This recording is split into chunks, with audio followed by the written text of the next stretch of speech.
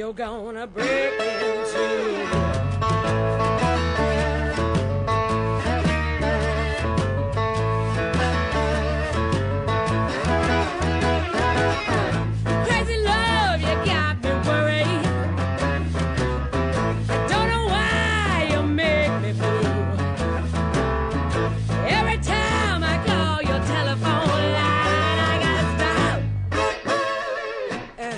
Up on you.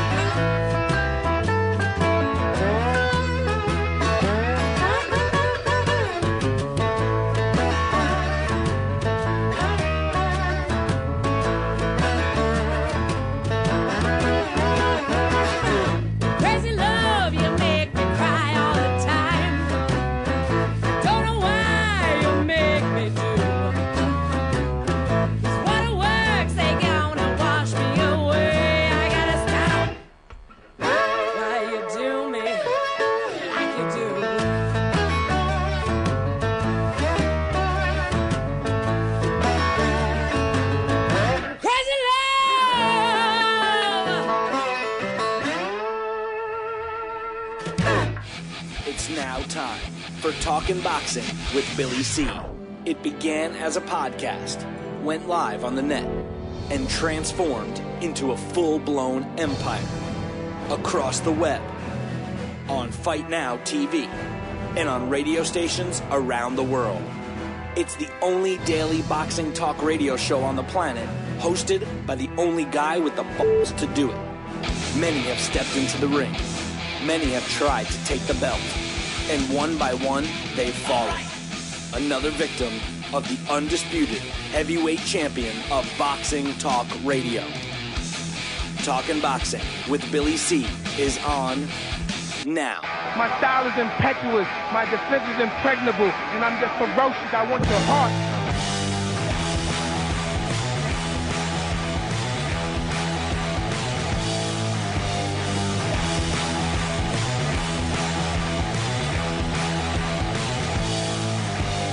And we're coming to you live from the Billy C. studio in Lake George, New York. I'm Bill Calagiano. It's time for Talking Boxing with Billy C. Good morning, good day, good evening. And whenever you listen, I hope you're doing all right.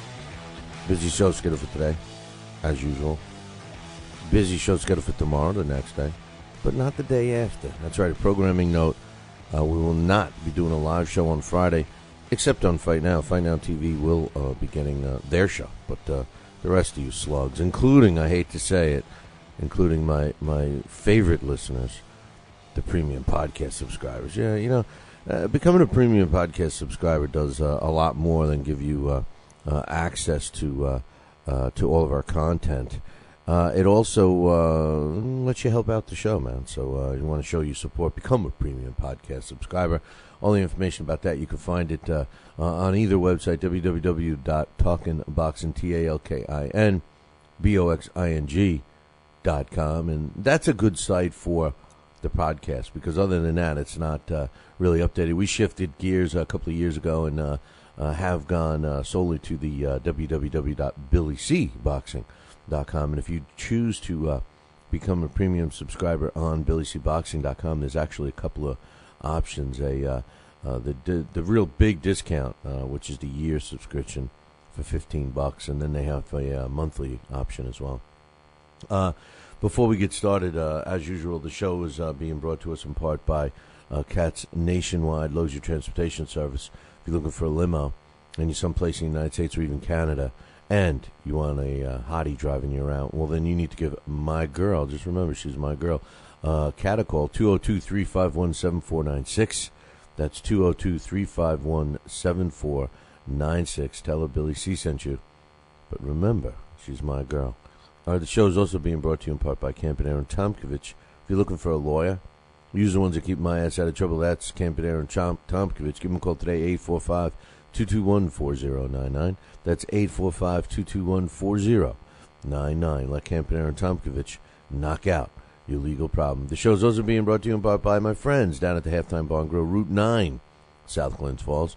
If you like cool people, if you like drink specials all the time, if you like live entertainment on Friday and Saturday nights, and if you like fantastic food, including a taste of the Billy C. hot sauce, then you're going to love the Halftime Bar and Grill. Check them out, Route 9, South Glens Falls. You can call for directions, call ahead, make a reservation, all that happy stuff. 518-792-4869. That's 518-792-4869. Tell them Billy C. sent you.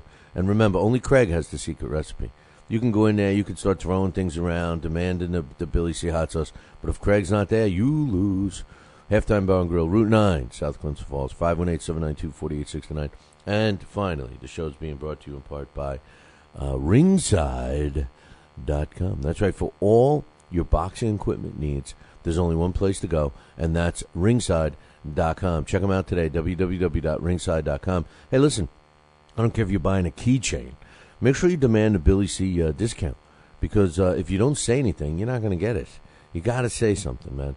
And don't forget, for all of you that buy boxing equipment in bulk, whether you own a gym or whether you're a trainer or whether you just like to collect a lot of boxing stuff, drop me an email, Billy at TalkinBoxing, TalkinBoxing.com, and I'll be glad to get you even a bigger and a better discount at Ringside.com. You know, they have their own line of gloves, a better pro glove that you should check out if you're a pro boxer. And even if you're an amateur thinking about pro, the place to go is Ringside. So check them out, www.ringside.com. Give a shout-out to my man Chatty. He's in the chat room. Chatty in the chat room. You know, that seems to match well. Coming up a little bit later on the show, we got some Sugar Shane Mosley news. It's been made official. I'm not happy about it. I will talk about that. We got an update on Juan Manuel Marquez. We got an update on Ricky Burns, which incidentally is really going to be that fight with Vasquez is going to define that division and set up a big fight with, I think, with Adrian Broner. But we'll have to wait and see. And then also we have some discussion that we're going to be doing on some other stuff, you know, this heavyweight thing. And speaking of heavyweights, our very own, I forgot his name for a second, Sivak, my man Sivak, just put out a short opinionated piece up on BillyCBoxing.com about heavyweights. And heavyweight seems to be the topic of conversation on today, for today's show, because Davey D emailed me and he says, Davey D, I'm starting to notice people doing the there's a writer out there and that all of a sudden is being referred to as Johnny B. You know, my friend I have a buddy named Johnny D. You know, it's like, did we set a trend here or what? But anyway, Davey D says, is the heavyweight division really that bad? I'm going to talk about the heavyweight division in a few minutes. When I look at the heavyweight division, as a matter of fact, we could talk about it now.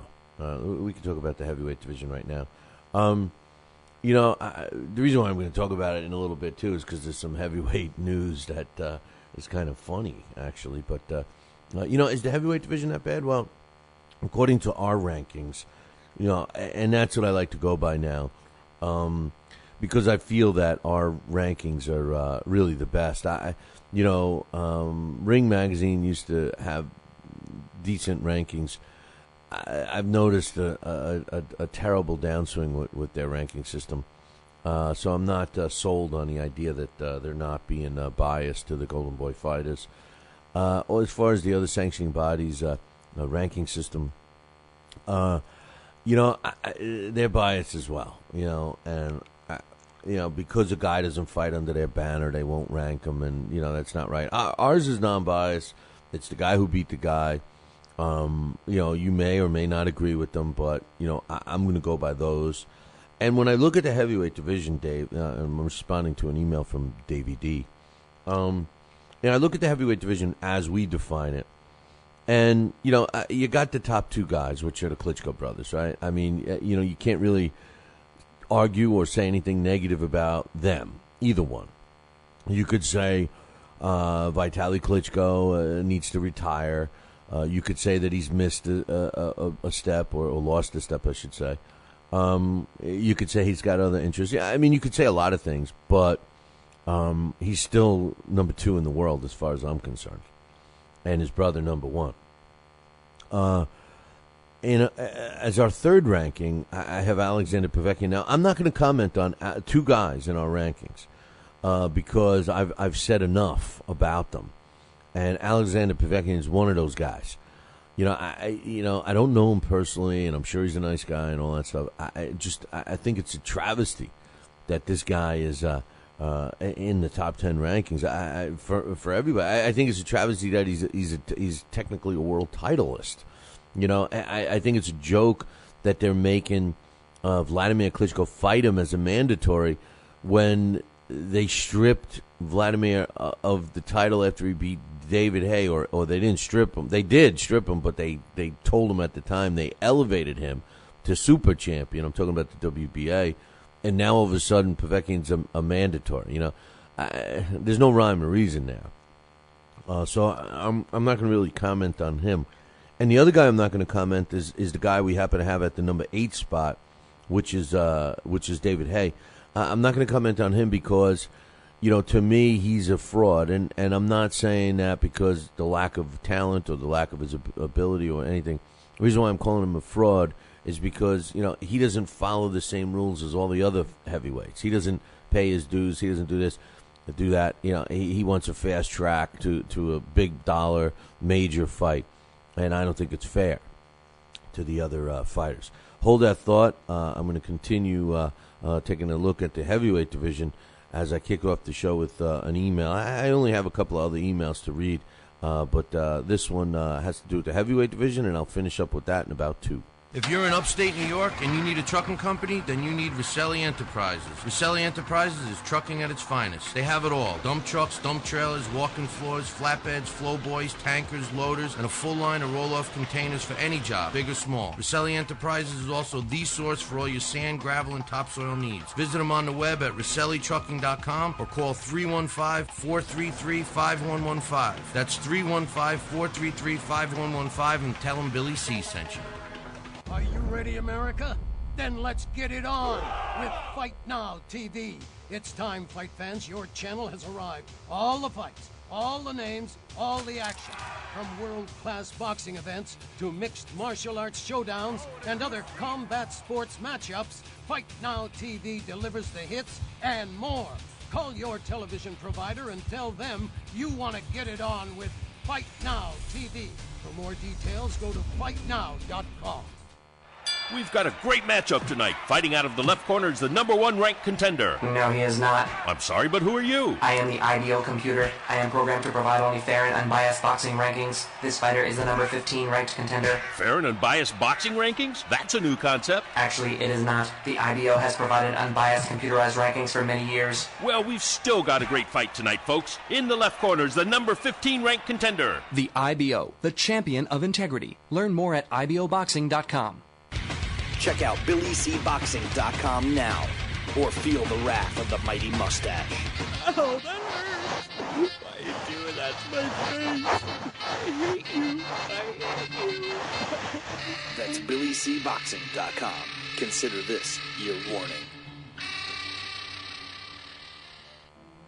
As a young boy, all Billy C dreamed about was one day having his own catchphrase. And we're back. And we're back. One boy, one dream, one day, everyone will say. And we're back. And we're back. And we're back. And we're back. And we're back. And we're back. Catchphrase coming soon to a theater near you.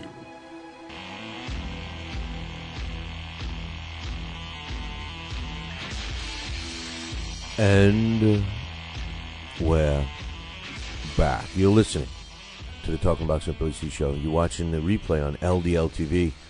Glad you could join us. Speaking of LDL TV, I was kidding around yesterday about the show that they have. They do this ghost thing. You know, they follow ghosts or whatever.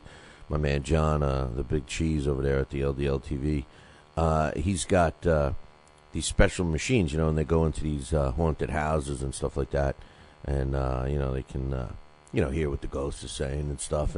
And I watched one. You can check them out. They have some episodes up on www.ldltv.com, and I'm just not sold on it. Not that I don't believe that there's something after this life. I'm not saying that.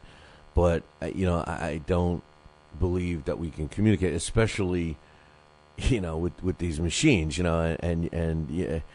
Anyway, check it out. Let me know what you think, let me know what you think. All I do know is I want to check out these haunted houses. I want to spend the night, with Dawn, of course. Dawn, she'll protect me, I'm hoping. So, anyway, you check it out, www.ldltv.com.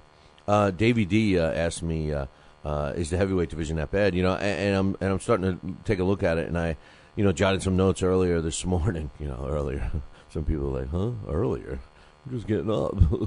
But the first three guys, the two Klitschko brothers, I'm not going to say anything about because Chatty Factory's in the chat room just saying, "Oh my God, somebody just grabbed my shoulder." That's like the gist of those shows. It's funny. Anyway, Klitschko brothers, you can't say anything about Povetkin. I'm not going to comment on because I think he doesn't deserve to even be in the top 10, let alone have a belt around a discount double check belt. But David Hay, I'm not going to comment on. So let's take a look at some of the other guys. Now, what I look at, like when I look at some young heavyweights that we have ranked that I want to see more of, and not only do I want to see more of them, I think that they're legit.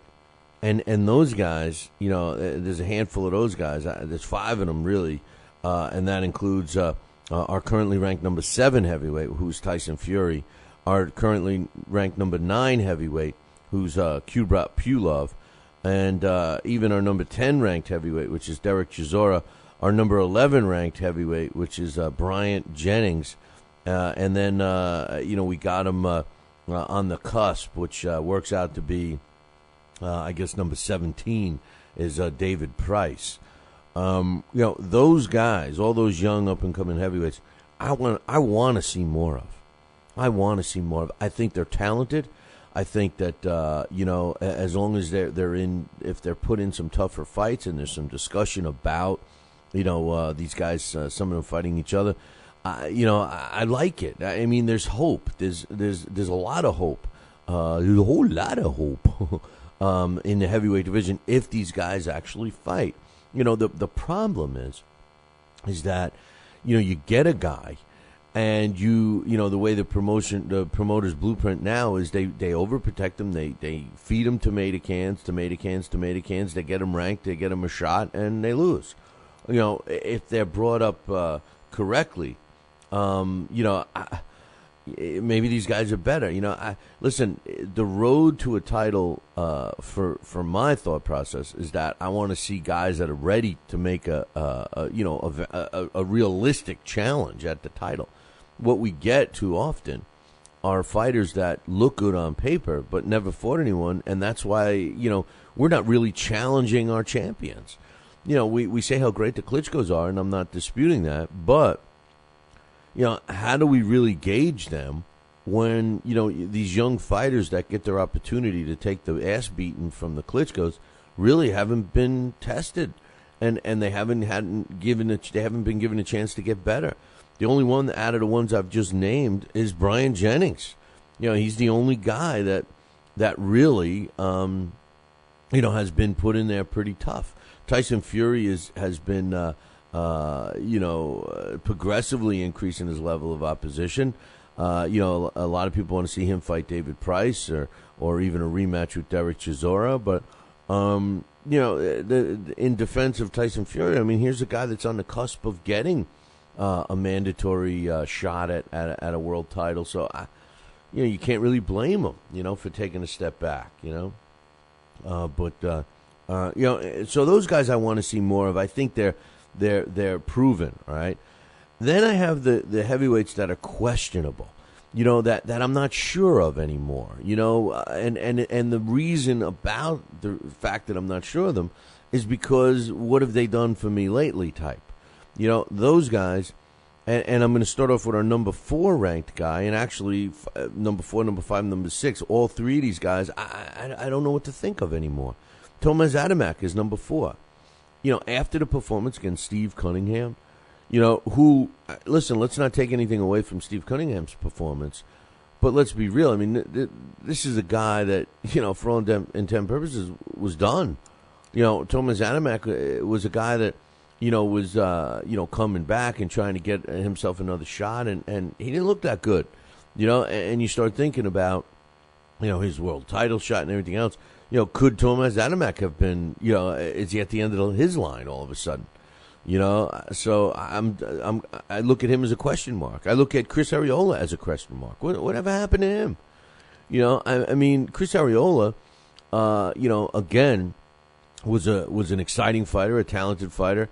Had a decent rise, and then he rose, around the waistline and couldn't keep away from the Coronas and the tacos and everything. But he seemed to put that behind him. At least we think. And he was all of a sudden extremely busy. I think he fought 2 or 3 fights back to back to back. Haven't seen anything from him since. He's waiting for an elimination bout. He's waiting for this. He's waiting for that. What's going on with Chris Arreola? Is he getting better? Is he getting worse? Is he back on the tacos and the beer? I mean, haven't seen him. We saw him at a fight as a spectator, but haven't seen much of him. So he's a question mark to me all of a sudden. The Nordic Nightmare, Robert Helenius, he's our number 6 guy. He's a huge question. His last couple of fights all look terrible. Terrible. He looks like a guy, who's not exactly in shape. People argue about some of his, decision wins. I haven't seen much of him. Haven't seen him come back. When he fought Chisora, a lot of people think Chisora won the fight. And, so I still got a question mark on him. Dennis Boistov, this was a kid that I had high hopes for. At one time, he was in our top 10. Right now, he's sitting at number 11. He's behind Brian Jennings. There's a guy that had a lot of injuries. He's injury prone. He's a small heavyweight, but he possesses power. I've talked to some fighters who sparred him, and they said, this guy's got some pop, man. He hits harder than anybody I've ever been hit by. This is a couple of fighters I'm not going to mention because I don't want to, give it away that, they're basically taking sparring partner gigs. But, Boistov, he showed some promise. He showed some talent, but he didn't take the fight that we would have loved to have seen him fight, and that's against Tyson Fury. I got a question mark on him. Jonathan Banks, he upset Seth Mitchell. All of a sudden, I'm interested in Banks. Where's he going to go from here? He loved his new gig as the Klitschko main trainer, but then he knocks out Seth Mitchell. And, he's in a position for a shot at the other Klitschko brother. So, the question is still out on him. And speaking of Seth Mitchell, I look at him as a question mark still. Was it a bad night? Did he get caught? Was he just simply exposed? Question mark. I don't know what to think of him. Orlando Solis, a guy that never has lived up to what a lot of us feel he could do. Dedication and training and coming in overweight and, of course, sustaining the injury, all equal me giving him a question mark. I don't know. Deontay Wilder, despite what Deontay Wilder's saying, that he's ready for anybody, that he's the best, he's this and that. Come on, man. We all saw who he has been fighting. he looked impressive in his last fight. It was a devastating knockout against another guy that was undefeated, but untested. Deontay Wilder, as far as I'm concerned, has got a huge question mark next to him. I'm not on the Deontay Wilder bandwagon at all. As a matter of fact, I think he's totally overrated, and I think he will be exposed the very first time he gets in the ring with anyone that has some kind of any of these names that we're mentioning as being young prospects, good contenders that you want to see more of, or even question mark contenders in the heavyweight division. I think can beat, or at least I'm assuming can beat Deontay Wilder right now. So a big question mark with him. Seth Mitchell, I mentioned him before. I still think he's a question mark fighter. I'm not ready to put a fork in him yet. The Italian fighter Francisco Pianta, he's done nothing but continue to win. He's a question mark though. Is he good? Is he was he built up? We don't get to see much of him here, but my questions is the question marks on him. Nevin Pikic, Nevin Pikic from Canada, Canadian heavyweight champ. Just a guy that wants to fight, man. He's small. I like him personally. I think he's got some talent, and I'd want to see more of him, but I have him as a question mark. I don't know how good he is. I saw him rock Tyson Fury, but then I saw him get stopped, And finally, that's it. That's my last guy. That's my last question mark. So my question marks are really Tomaz Adamek, Chris Arreola, and Robert Holinas, who we have in our top 10. I also think Jonathan Banks is a question mark, Deontay Wilder, Seth Mitchell, Francisco Pianta, Nevin Pikic, and Orlando Solis. They're all question marks for me. Prospects that I want to see more of, or contenders I want to definitely see more of, Tyson Fury, Kubrat Pulev, Derek Chisora, Brian Jennings, and David Price. So to answer your question, Davey D, I know it took me a while to get it all out, but I like it. I think that the heavyweight division isn't as bad as people think. I think the problem is that they don't fight each other. Could you imagine if you put any of these names that we're talking about against each other? Hold that thought. I'm going to take a short break. When I come back, we'll finish up the thought on that. I got a couple of more emails, including the second one that I just noticed, and I can't wait to read that one. Are you ready, America? Then let's get it on with Fight Now TV. It's time, fight fans. Your channel has arrived. All the fights, all the names, all the action. From world-class boxing events to mixed martial arts showdowns and other combat sports matchups.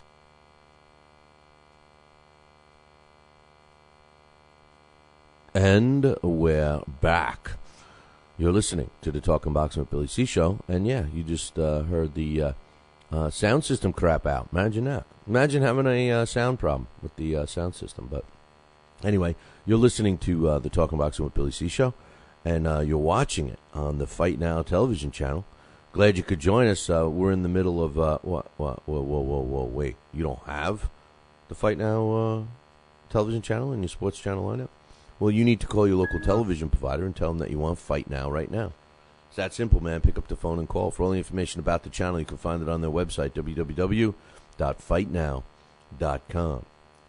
Just before we lost the sound system, which is good for you, because now you don't have to listen to any commercials.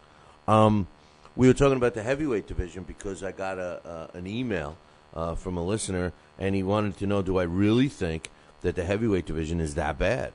And, as I was reading it and going through it, I made a couple of notes before the show this morning. I'm looking at some of the fighters that we have, and I tried to stick with just those guys that are in our rankings. And, truthfully, if you put any of the guys that we mentioned against each other, I would like to see it. I mean, I would like to see a Tomaz Adamek against Chris Arreola fight again. I'd like to see that. I'd like to see a Tyson Fury against Pulev, or a Brian Jennings against Boistov, or Brian Jennings against Chisora, or Tyson Fury, or Deontay Wilder against Seth Mitchell, or Nevin Pikic against a Jonathan Banks, or a Francisco Piata, any of those guys, I think that, deserve, and we deserve to see them fight each other. The big negative all the time is the fact that, these guys don't fight each other. They fight some other guy. Some slug will come out of left field and be matched with a heavyweight. Or Deontay Wilder will pick some guy that's been over the hill, for years, and then pound his chest like he just knocked out a Klitschko or something. So the only way to really truly test these guys is to start making them fight each other. Back in the day, and I've said this before, back in the day, it used to be something like you worked your way, you turn pro and your first goal is to become a prospect, because, when you first turn pro, you're a young fighter, right? Then you have to become a prospect. Then the next goal in a boxing career is to go from a prospect to a contender. And then, of course, once you become a top contender, then you want a shot at a world title. Well, the way it used to work is, you turn pro, you worked your way into a prospect position, and then you worked your way into, the top 10. When you got to that top 10, you fought other top 10 contenders until you made it to the number one contender. And then the number one contender fought for the world title. Now, yes, the champions didn't always just fight the number one contenders. Excuse me. They had opportunities to fight non-title events, and they did so. But when their title was on the line, generally it was against the next guy in line, the guy who paid his dues, the guy who worked his way up from those top 10, from number 10 to 9 to 8, blah, blah, blah, and fought other contenders. That's how you become a quality champion. That's how you can get and become a champion and then be able to be proud that you're a champ. Nowadays, it's you possess a belt. That's it. And, if you find somebody that wants that belt from you and, you find somebody that's willing to pay for the belt, poof, you're in a title fight. And I don't agree with that. So I just feel that if you put all of these guys together and started having them fight each other, I got news for you. Our heavyweight division would not be as bad as what we think. The problem is none of them fight each other. That's the problem. So great question, and thanks for asking it, Davey D. I think you had emailed us once before. Here's my favorite email of the day. It's from Allison. Allison.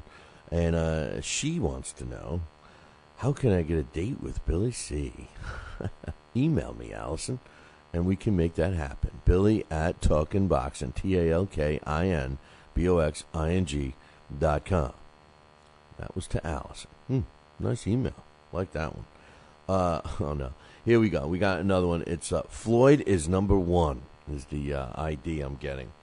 I know and have heard all you say about Floyd, but do you really think he is not as good as most think he is? And if so, why? Floyd number one. Floyd's number one. That's the handle. I'm not saying that. You must be a new listener. Listen, the thing about Floyd is this. First of all, I'm going to come right out and tell you, I'm assuming you don't listen to the show a lot or you're a new listener or whatever, but I'm going to come out and say right off the top, I don't like him. All right? I don't like Floyd the person. To me, he's a scourge. I don't think this planet needs people like him, especially during this era. That's my opinion of Floyd the person. I don't have any time for a guy that, thinks who he is and wants to be treated special and smacks women around and, all those things that we know he does. However, as a fighter, by today's standards, he's regarded as a top fighter. Do I think he's one of the best in active today? Yes. He's arguably, some people have him as the best. I don't have him pound for pound at number one, only because I think that Andre Ward has fought the better level of opposition in his weight class. So I don't have Floyd at number one anymore.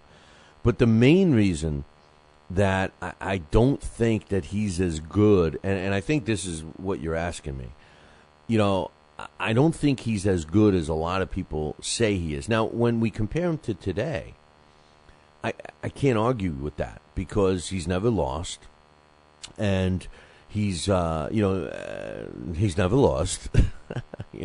I mean, what else can you say? He's never lost.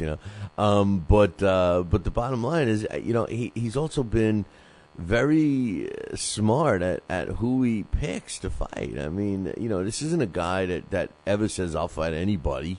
I'm the best. Bring them all on. Line them up. He doesn't say that. We're happy. We're jumping for joy that he's mentioned. Now, nothing's made official, but he's mentioned that he's going to fight 2 times this year, and everybody's jumping for joy. Everybody's happy. Twice. Oh, my God. Floyd's going to fight twice in 1 year. Imagine that. And to me, that's a joke, man. To me, now I understand about the money side. Nobody's got to tell me that why should he fight more than once in every 18 months when he can make more money? Blah blah blah blah. He's the richest athlete. Blah blah blah. I get it, man. I get it.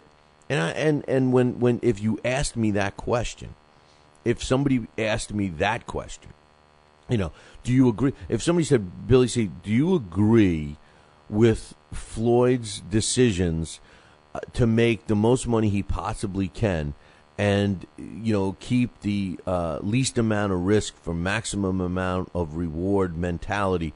Can you blame him from a business point of view? I would say absolutely not do I blame him. I do not blame him. I do not. I applaud him for that. But unfortunately, the sport of boxing is different than other sports.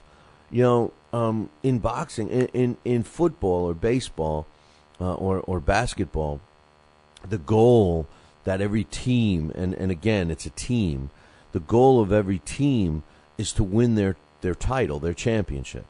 In football, in the NFL, you want to win the Super Bowl. And a lot of times, greatness is associated with Super Bowl winners. Baseball is more of a numbers game. However, the goal at the beginning of the season and all the way to the end is to win the World Series. That's the goal. The NBA, you want to win the NBA championship. That's the goal. So, it's like that in every sport. You want to become a world champion.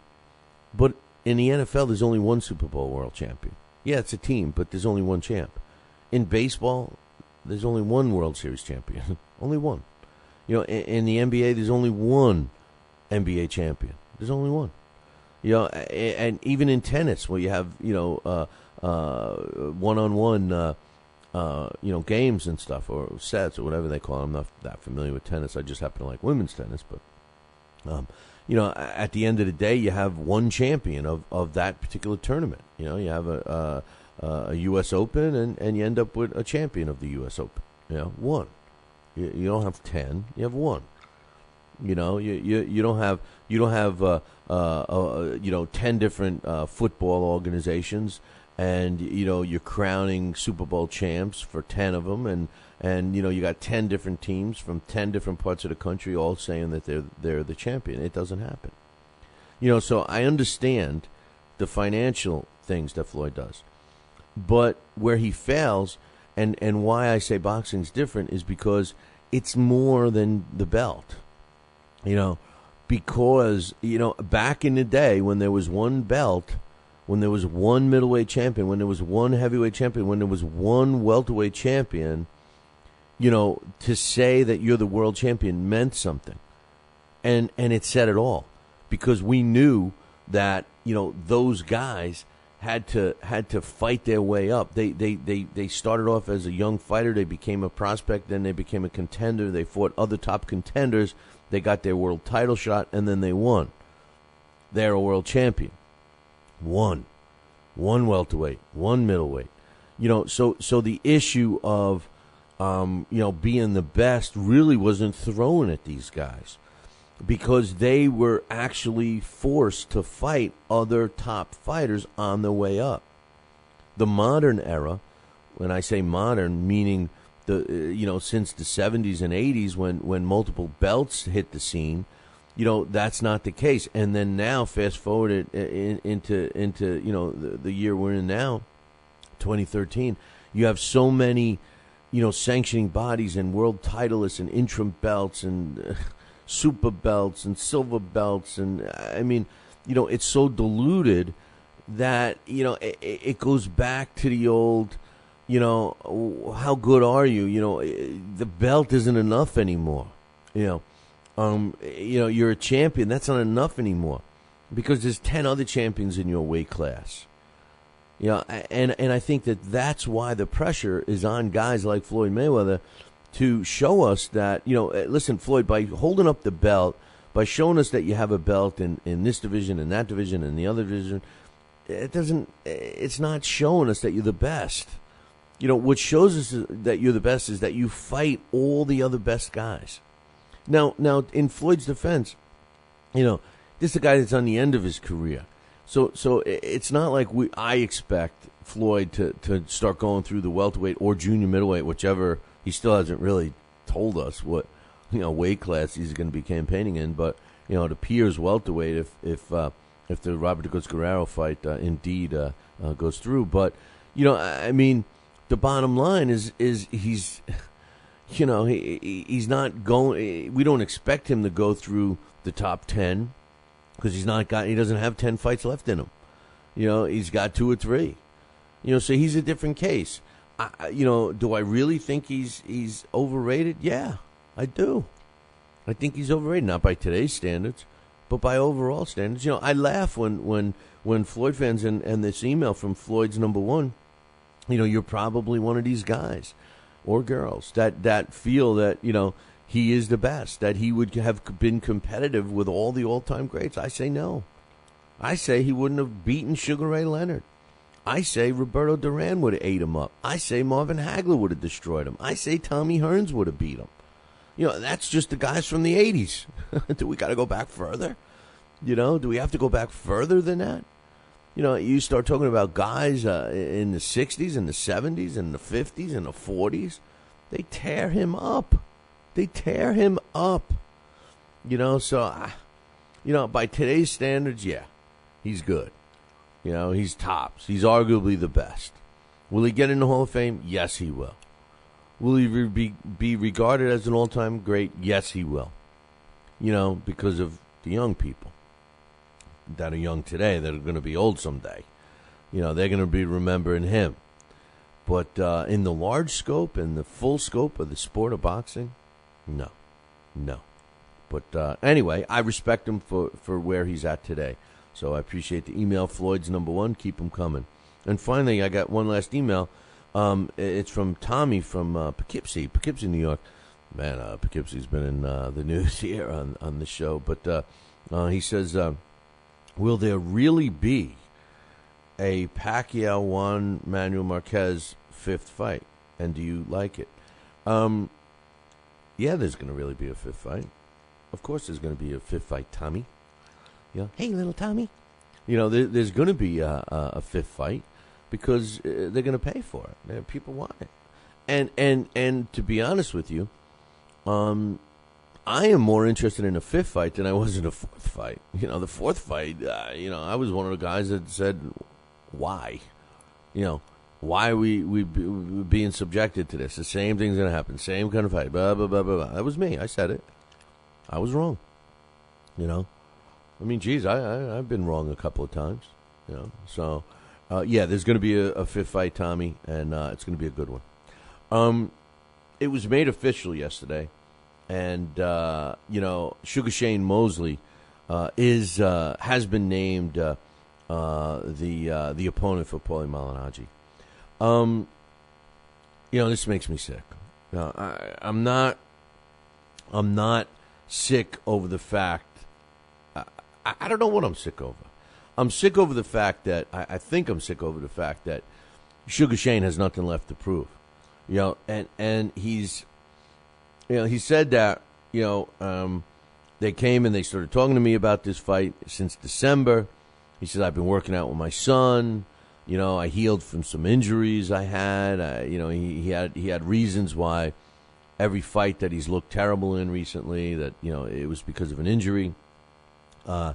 He's also getting back with his father. Jack Mosley will be in his corner for this fight against Paulie Malignaggi. It's scheduled for April 27th in Brooklyn. I'm not so against Sugar Shane Mosley, even though I think he should stay retired.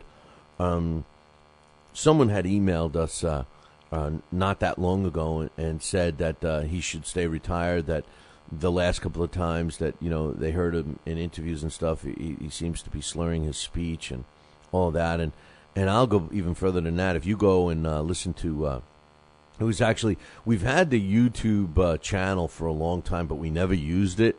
And the very first thing we ever put up there was actually an audio with just the logo as the video on our YouTube page, and it was an interview with Sugar Shane Mosley.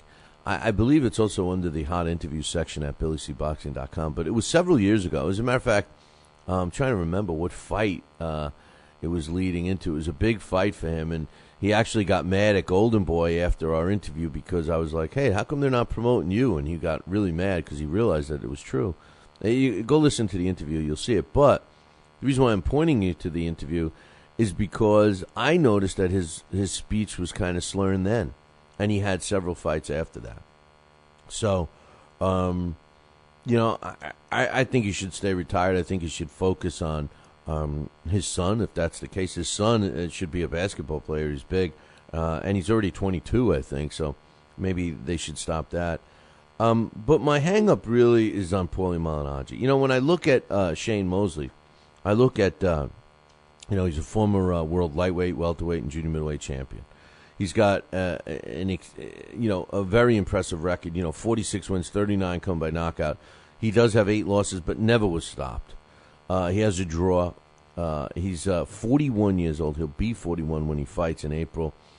He's still ranked in the top 12 by the computer as a welterweight. He's sitting at number 11. Now, the reason why he's still ranked despite his retirement is because the computer, like us, we give a fighter 1 year. They say they're retired. We keep them in our rankings until it's a year. Then they're gone.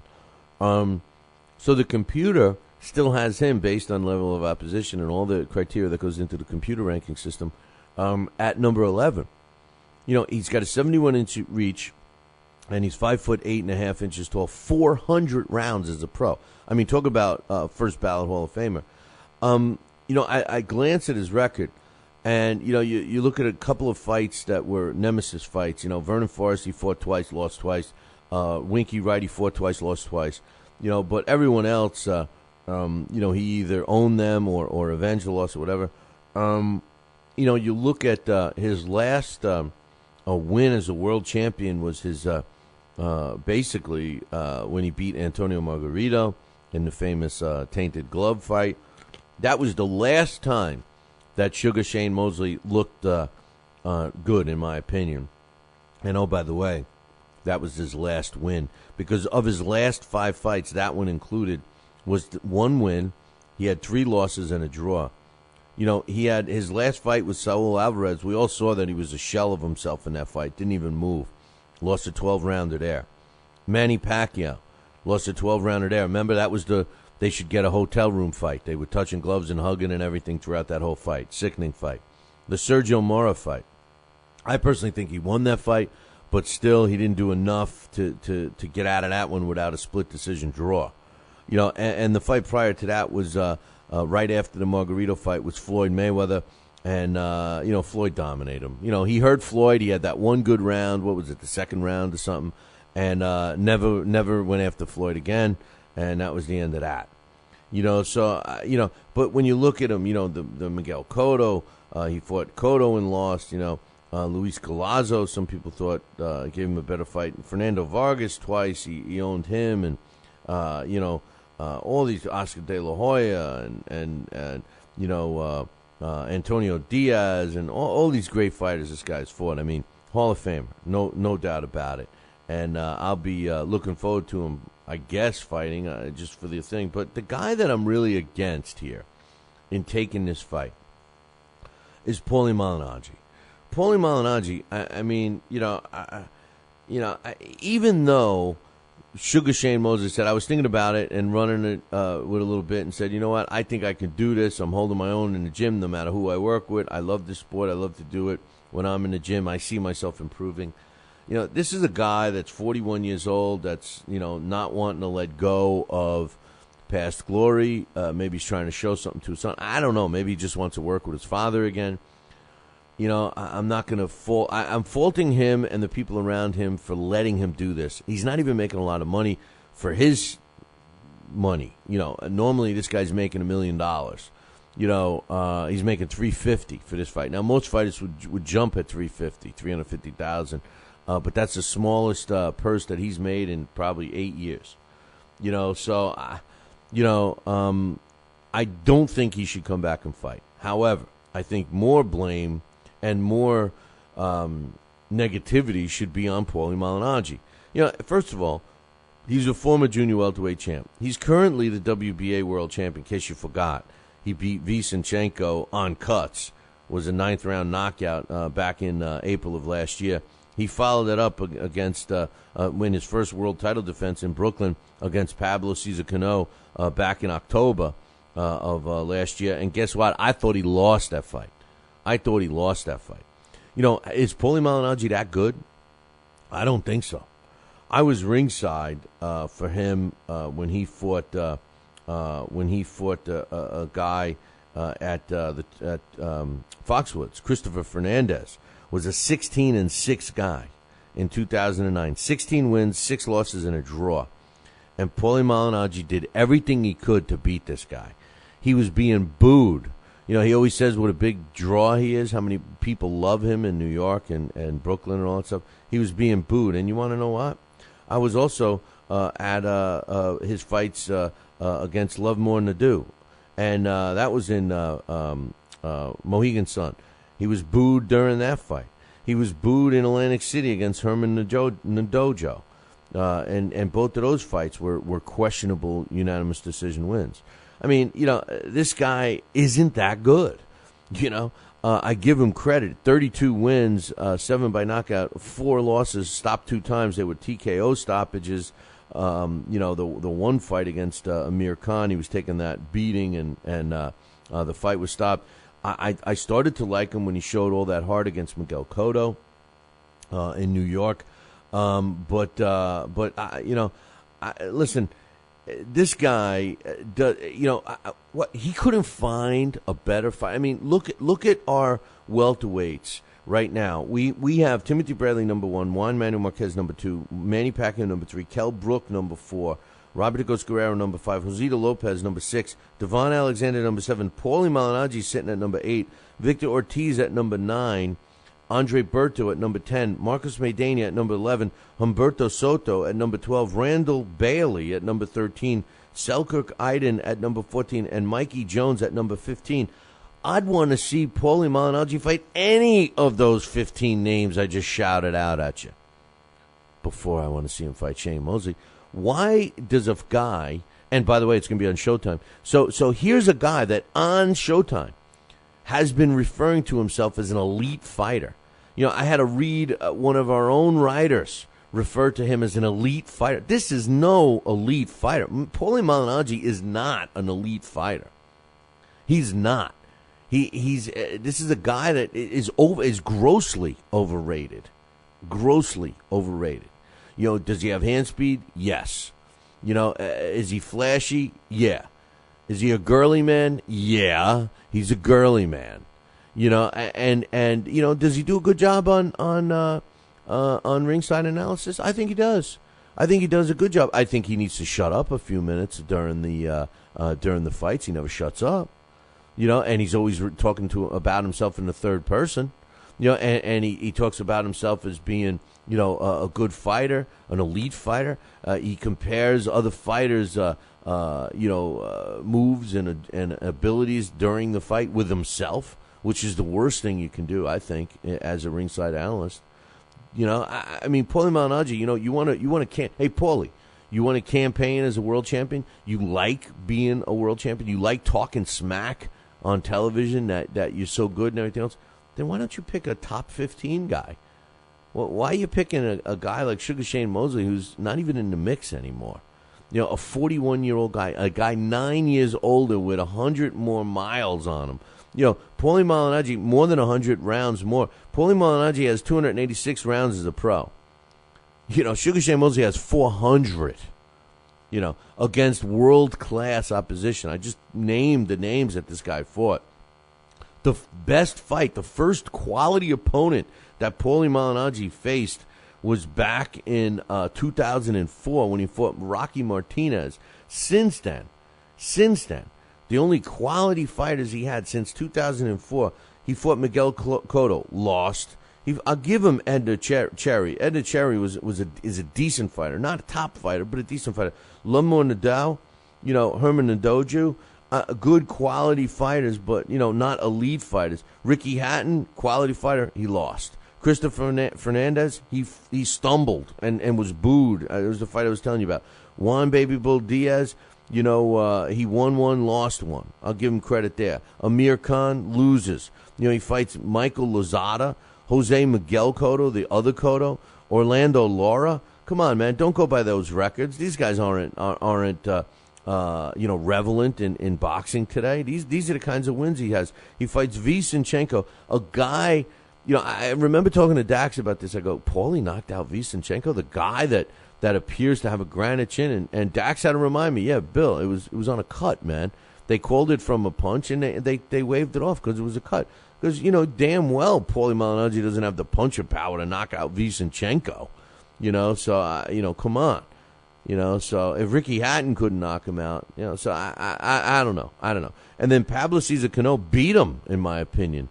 He beat him. If it wasn't in New York, where the judges probably, you know, were told to make sure Paulie wins.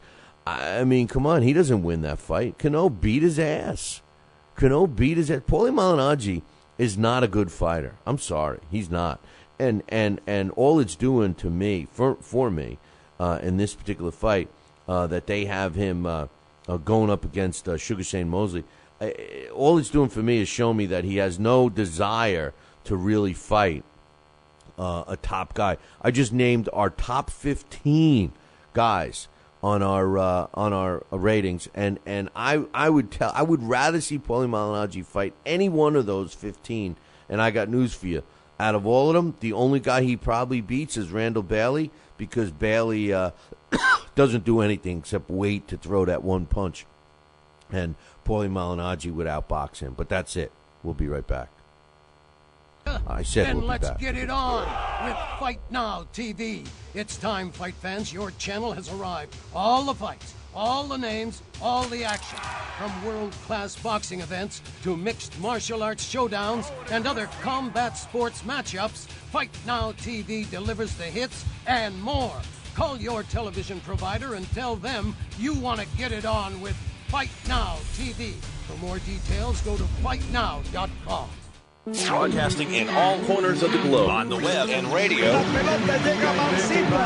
He would scoff at a stretcher, that man, I would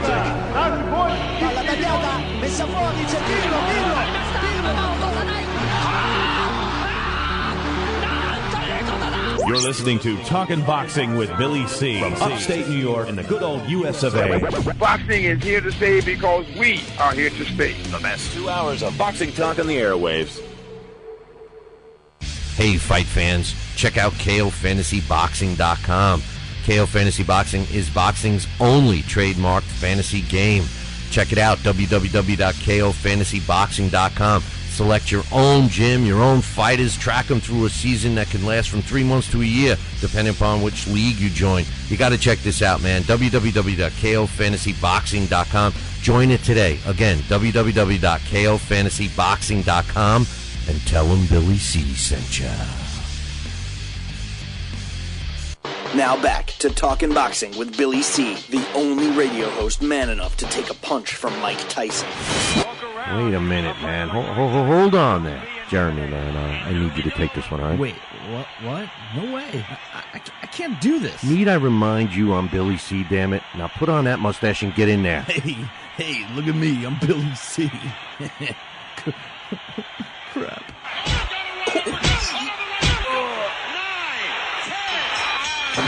The undisputed heavyweight champion of Boxing Talk Radio. It's Talking Boxing with Billy C. Test 1 2. Test 1 2. My fellow Americans, good evening. Welcome back to Talking Boxing with Billy C. It's great to be here discussing the sweet science with everybody. I love boxing. I love talking boxing. It's what I do.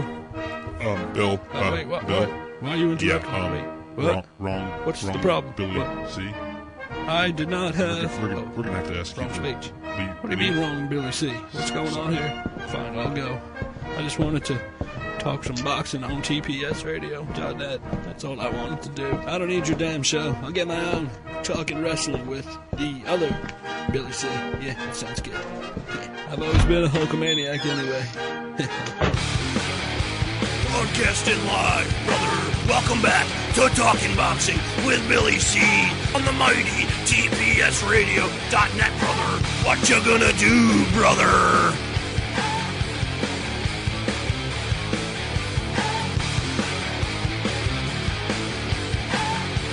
And we're back. You're listening to the Talking Boxing with Billy C show. You're watching us on the Fight Now television channel. If you don't have Fight Now in your sports channel lineup, you need to call your local television provider. I don't care if it's satellite or cable, by the way. And tell them that you want Fight Now right now. For all information about the channel, you can find it on their website, www.fightnow.com. I want to remind you guys, make sure you answer the poll question. We got 75-25% right now of you guys agree with me. That's right, that boxing's on the rise, that it's not dead. You know, despite everybody saying boxing's dead, I mean, I think us, the diehards, we know that that's not true. So go cast your vote if you can, www.billycboxing.com. While you're there, bang around the site, man. Visit some spots. The book club, don't forget about that. Oh, the Billy C's Change My Mind is up on the YouTube. If you missed it last week, they are going to replay it. It was a good one. Alex Papali tried to change my mind about just that. You know, I think we need to focus on not so much focus, but direct some attention to the casual sports fan, the fan that talks about, you know, the playoffs on Monday, you know, at the water cooler, or talks about the World Series after it happens. I want those guys in boxing. I want those guys following the big boxing events and even some of the smaller ones. Alex feels that, why waste our efforts on those guys? Let's just focus on the diehards, you know. So he tried to change my mind, so check it out. It's up on the YouTube page. It will be on the website, BillyCBoxing.com, on the left side of the menus. There's two groups of menus. One's on the left, one's on the right. On the left, it says Billy C's CMM. That stands for Change My Mind. And, if you click that after the show today, it'll be up there, too. So if you don't feel like doing a search or whatever. They're laughing at me in the chat room about calling Paulie Malignaggi a girly man. He is. You know, anybody that comes out that's so, conscious of being color coordinated, he's a girly man. You know, and who said it? I think Chatty Factory says, he reminded me of the Saturday Night Live skit. Remember, it's time to pump you up. You know, my name is Hans, and this is my brother Franz, and it's time to pump you up. You know, I used to like that. Saturday Night Live used to be pretty good back in the day, but I haven't seen it in years. But anyway, talk about a fight card that was announced yesterday. I mean, listen, if you don't think that England carries boxing on their back, and it cracks me up, every time you talk to a fighter that's not from the United States, they're from England, they're from Germany, they're from Canada, they're from wherever, anywheres other than the United States of America. What's the first thing they say? I want to fight in the States. I want to fight in America. I want to fight on cable. I want to fight, and it's crazy because all these great fights are in England. They announced yesterday it's official. Ricky Burns, who's been searching for an opponent, is going to be taking on Miguel Vasquez, and it's March 16th for a unification bout for the lightweight division. I love this. Miguel Vasquez is not exactly the most exciting fighter. The guy's done nothing but win. He's 33-3, right? I'm pretty sure that's his record. Is that his record? Is it 30? Yeah, 33-3 with 13 knockouts. And he's taken on Ricky Burns, who's not known as a knockout puncher, but in his last couple of fights he's gotten a few. He's 29 years old, 35-2. The winner of this fight clearly will, in my opinion, will get Adrian Bronner next, I would think. Because that makes it life easy for Bronner to just collect 2 belts in one shot. But here's the thing. First of all, it's at Wembley Stadium. That's in London, the Wembley Arena in London. I've never been to London or England, as a matter of fact. I would love to go out there and see an event at Wembley. Or there's that other place. What's that other place that always sounds like it's going to be a great place? I forget. I can't think of the place right now. Maybe one of these guys can. But what's the name of the venue? They have so many fights. Anyway, but check out the rest of the card. George Grove, 16-0, is going to be taking on once beaten Muhammad Ali Nadei, who's 21 wins, 1 loss, 13 of his wins coming by knockout. That's going to have some European super middleweight title on the line. Liam Walsh, who's a junior lightweight, he's undefeated, 13-0 with 10 knockouts. He's making a defense of his Commonwealth title against Logan McGuinness, who's another quality fighter. He's 19-0. He's out of Canada. He's got a draw with 9 knockouts. And cruiserweight, 2 fighters that were only beaten once. Neil Dawson, he's 11-1 with 4 knockouts. He's taking on Tony Conquest, who's 10-1 with 4 knockouts in a rematch. So, I mean, what a fantastic card. And by the way, Derek Chisora is also going to be on that card, and they're rumoring him to be fighting a very name opponent, which I'll get to in a little bit. So what a great card that is. Ricky Burns and Miguel Vasquez is the main event there. We talked about heavyweights before, and I'll mention Derek Chisora right now. He's in the news right now because, no, it's not the Manchester Arena. It's sort of like the Blue Horizon. I look at it as the Blue Horizon. It's not the biggest venue, but a lot of fights are there. A lot of fights are there. It's at the tip of my tongue. It's in London too. I'm pretty sure it's in London. It's not a stadium. It's it'll come to me. But anyway, Derek Chisora, he's applying for his license to be reinstated. The British Boxing Board of Controls. He's trying to get them to reinstate. Yes, it is something Hall. Chatty saying, is it something Hall? Yeah, it is. It's the first thing is Hall is in the word. Yeah, your call. That's it. Coach K got it. That's the one. Your call in Bethel. That's why it's in Bethel Green. That's the other arena I would love to go to. Is Your Call. It seems like it's like the British version of the Blue Horizon, I guess. But anyway, I hate that. When you have that thought and you just can't think of it. It happens to me a lot. Okay, I'm going to come clean with you guys about something. I gave everybody a laugh the other day, because I pulled a bonehead move by dropping my phone in the toilet. But thank God I had a second one, I had the second phone. Well, guess what happened to me yesterday? On my way to the bathroom with the phone in hand. Yeah, you guessed it. I dropped the second one in there. Now I have no phone. I have never lost my keys. I have never dropped anything in any form of water, whether it be a pond, a lake, or a toilet bowl, or a sink. Never did any of that. I locked my keys in my car one time in my life. One time. And in the last 3 days, I've dropped my phone in the toilet twice. 2 phones gone. So, talk about stupid moves, man. But anyway, yeah. I know. You get a laugh at it. Your day, you just smiled. I know. Billy C has a tendency. Anybody, don't let me. If I ever say, hey, can I borrow your phone a minute? Don't let me go into the bathroom. But anyway, Chisora is trying to get himself reinstated. He's been undergoing anger management courses that the BBB of C has told him to do. And he feels very confident that he's going to get reinstated, and he's going to appear on this show on March 16th.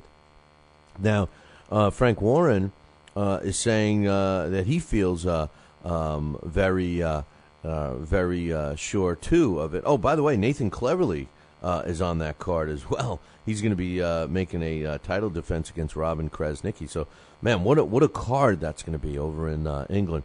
But Derek Chisora, Warren said that Derek Chisora is going to be fighting a top fighter. He says, I can't tell you who yet because we're not even allowed to discuss it. But he said, if he gets reinstated, we'll announce it. However, the names that they're throwing out there, and you look at it, you got David Haye, you got Tyson Fury, David Price. Are the names that he's throwing out there as possible opponents. I find it funny because there's only one name out of those three that you would see him fight, I would think. I mean, Tyson Fury's not going to fight him. He's in line for another title, right? A world title. David Haye's certainly not going to fight him. He just fought him. Why would David Haye fight him again? Maybe David Price. I don't know. But you know what? I hope Chisora gets his license back. I really do. I hope he does. At least my opinion, I hope he does. Tomorrow, we have that news conference. Coach K says Chisora's a bum. He lost 4 of his last 5, and that's not good for the game. I don't think he's a bum. I think... I think he's interesting. I like watching him fight. I think that, when he trains and he tries, I think he's good. I think the best fight that he was in, well, let me rephrase it. The best fight David Haye was in was against Chisora. And for some reason, David Haye had no fear of Derek Chisora. Derek Chisora is a guy that people want to see because he's a whack job. They don't know what he's going to do, and he sells tickets. I don't know if he's a bum. But I will tell you this: the Great American Heavyweight box-off tomorrow at Gleason's Gym in Brooklyn, New York, at 2 p.m. They're going to have a press conference that will be announcing and giving us all the particulars about this tournament, and I like it. I'm curious to know where Don Elbaum is the guy that's getting credit for it. He's a longtime promoter, matchmaker, and everything. He's been around forever. I think when The Rock was invented, I think Don was the next guy, that came around. But, $250,000 for the winner. 8 fighters are going to fight in some type of a tournament. Now, I don't know if it's the same day, same night, or if they're going to spread it across multiple nights. All they've told us is that it's going to be a annual event, which gives me reason to believe that maybe they are going to try and do it all in one night, unless the tournament's an annual event and the tournament, maybe takes a month to do, once a week for 4 weeks. I don't know. We're going to know tomorrow. But what I'm assuming is going to be announced tomorrow is that they have some kind of a television deal in place, because I can't see them generating that kind of money from ticket sales. I just don't. Even though, the boxing community is longing for heavyweights and quality heavyweights. I mean, listen, if we just got back to what I was saying earlier when I was talking about the heavyweight division, if we just got back to that, where you fight, you build yourself up from a prospect to a contender and then work your way up the contender ranks.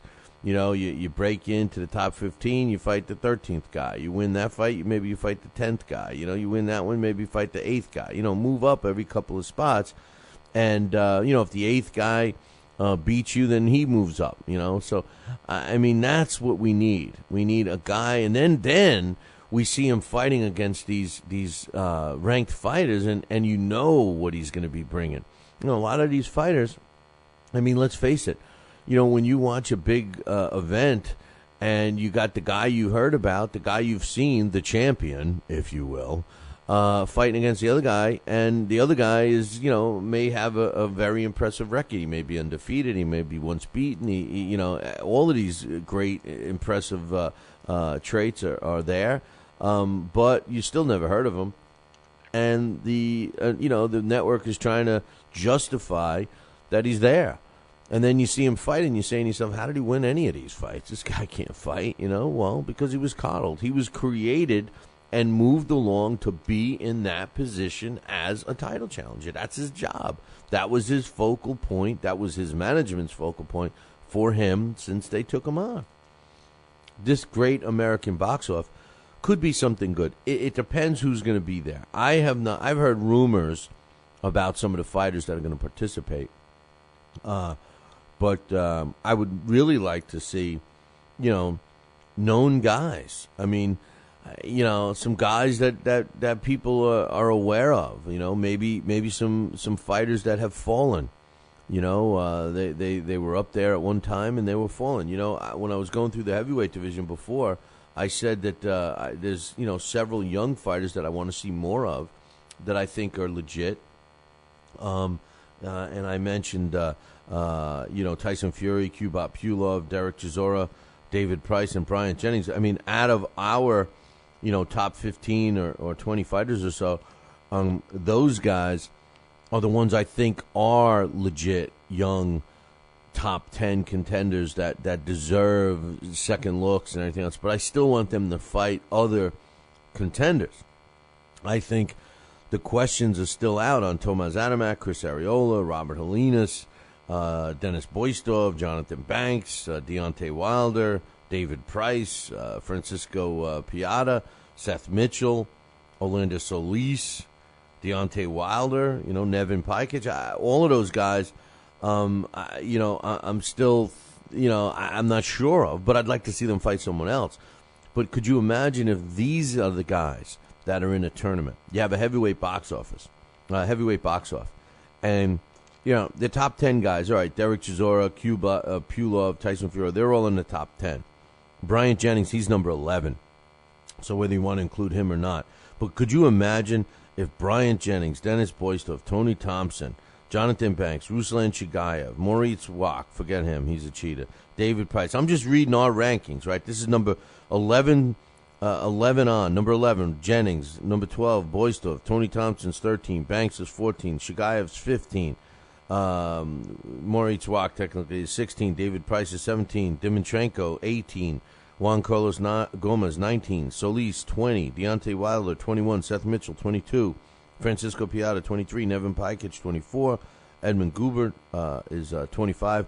And the biggest fraud of all, Kevin Johnson is number 26. But could you imagine if all those fighters I just named were in a box-off, were in a tournament?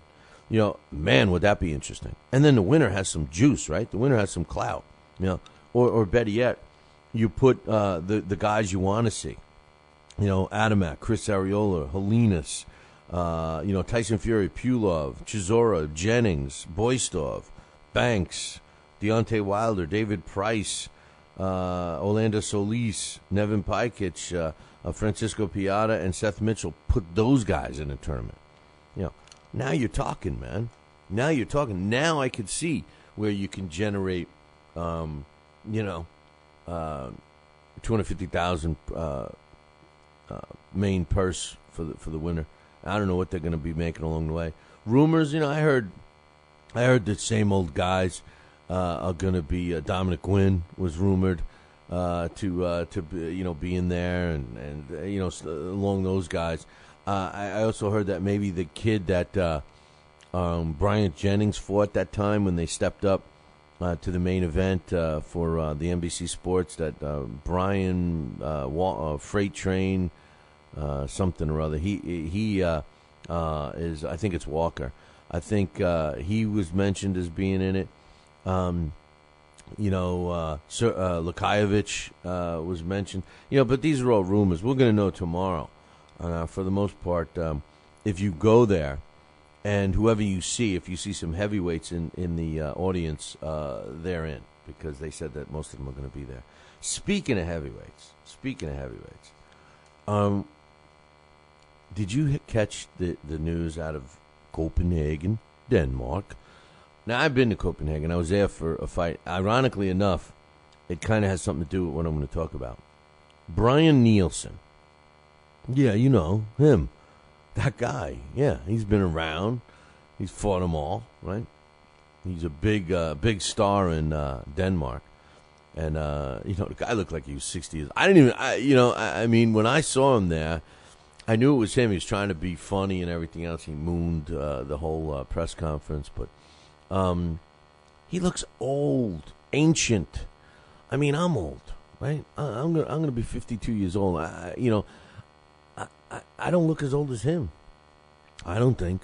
Maybe because I see myself every day in the mirror, But he's 47, right? He looked like he was 105.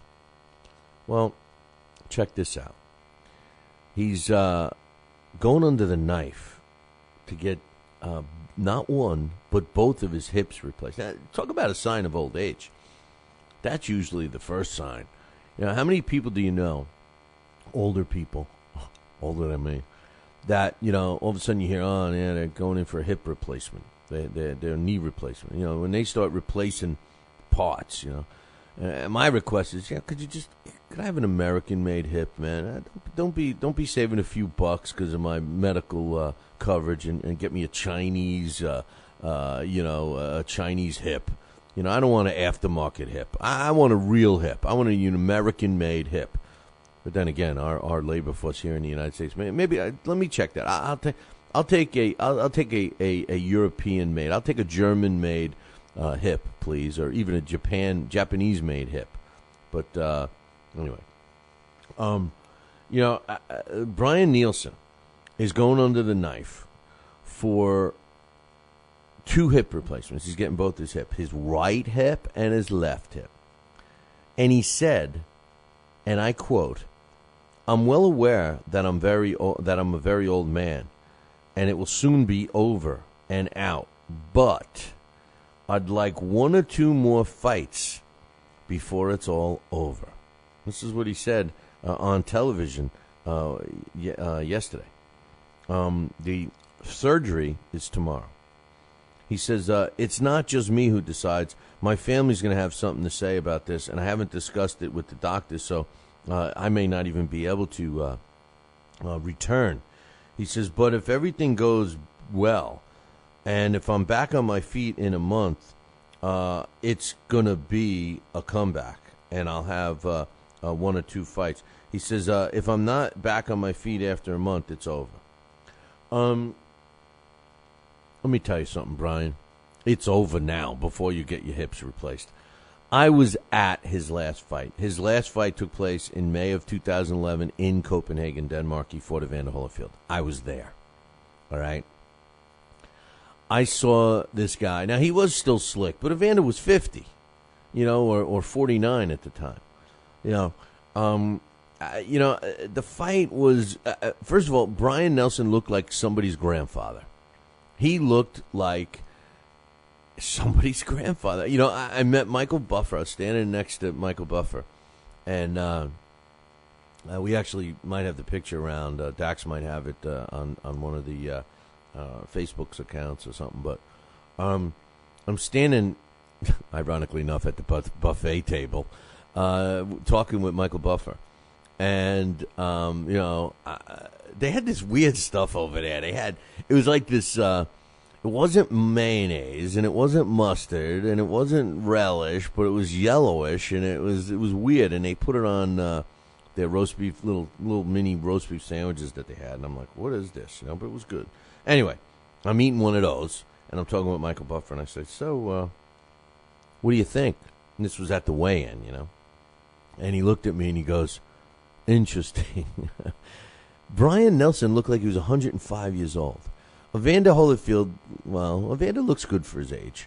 You know, and Evander was in shape. Brian Nielsen was not. You know, this guy's saying that, you know, he should have won the fight. They shouldn't have stopped it. He's got 2 more fights left in him. No, he doesn't. And, you know, here's the sad part. The sad part is that if he feels that he's able to fight, they'll put him on a card. And the reason? It's because people want to see him in Denmark. They love him. He's a hero. You know, he's still more popular than Kessler. And they love Kessler.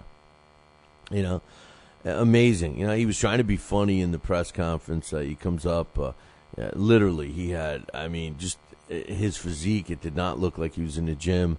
He has more wrinkles than, you know, a woman that had 27 kids. You know, I mean, unbelievable. And, you know, when he mooned everybody, that was a sight for, you know, even blind saw that one. But unbelievable. You know, listen, I hope that, you know, the wife, if he's got a wife or whoever, his significant other or his kids or whatever, his great-great-grandkids or whatever, I hope that they go to the doctor and say, hey, listen, tighten the screw like one little notch above what it's supposed to be so he can't really move around, because we don't want this guy in the ring again. I mean, I'm sure his family doesn't want him in the ring, and I'm sure he doesn't. He's still kidding himself. You know, look at it this way. He's 6 years older than Shane Mosley, and Shane Mosley shouldn't be in the ring. So, I don't know. Brian Nielsen, 2 new hips. You know, then we got to worry about this. We got to worry about him coming back at 47, 48 years old and saying, hey, man, the reason why I've been so terrible in these last couple of fights is because my hips were bad. Now I got these new hips, and, man, can I move around smooth? Ooh, look at these hips, baby. Talkin' Boxing with Billy C. now has official merchandise available on TalkinBoxing.com. T-shirts, sweatshirts, hoodies, and mugs. And yes, even undergarments. Talkin' Boxing apparel is the perfect gift for the boxing fan in your life. Log on to www.talkinboxing.com.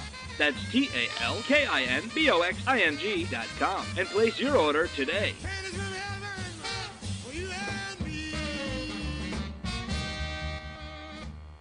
Join us here for 2 hours as Billy and the gang do what they do best. Every time I start talking about boxing, a white man got to pull Rocky Marciano out their ass. Rocky Marciano was good, but compared to Joe Louis, Rocky Marciano ain't. Hit Joe Louis's ass. Joe Louis was 75 years old when he fought. Huh? What? We're supposed to be talking boxing. It's Talking Boxing with Billy C. As Billy C. sits here in the multi-million-dollar Talkin' Boxing Studios, sipping a fine wine before you're even out of bed, you should be thinking, damn, I wish I had a mustache like his. It's the Talkin' Boxing with Billy C. show. He's Billy C., and you're not.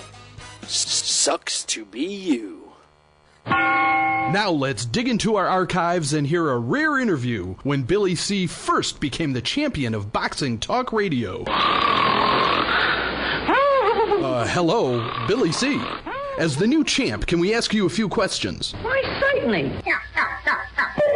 Okay, your fans would like to know how you and your corner have successfully walloped the competition. We're not ordinary people. We're morons. Anything else? I'm a victim of circumstance. Did your success finally come when you made the show 5 days a week for 2 hours? What do you think? I'm trying to think, but nothing happens. Now, please tell the listeners what you've learned from making it this far. Certainly. If at first you don't succeed, keep on sucking till you do succeed. Great words of wisdom, Billy C. Keep up the great work as the undisputed People's Champion with your show, Talkin' Boxing with Billy C. Any last words to anyone who's listening? This is your fault, you bonehead.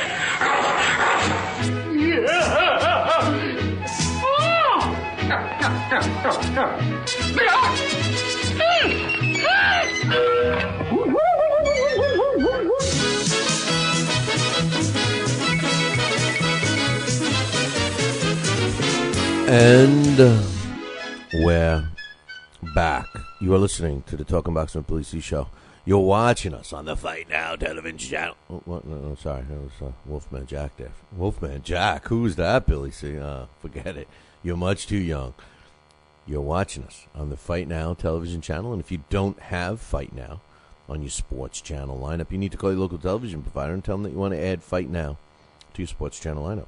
That's right. Pick up the phone and call. For all the information about the channel, you can visit their website, www.fightnow.com. Could you imagine Brian Nielsen gets done with his surgery and you know, a couple weeks later he's like, you know, doing a demo with the hula hoop. You know, he's doing like some hula hoop stuff. You know, my hips are fine, man. Elvis got nothing on me. You know, but anyway, shimmer and a shake. You know, no.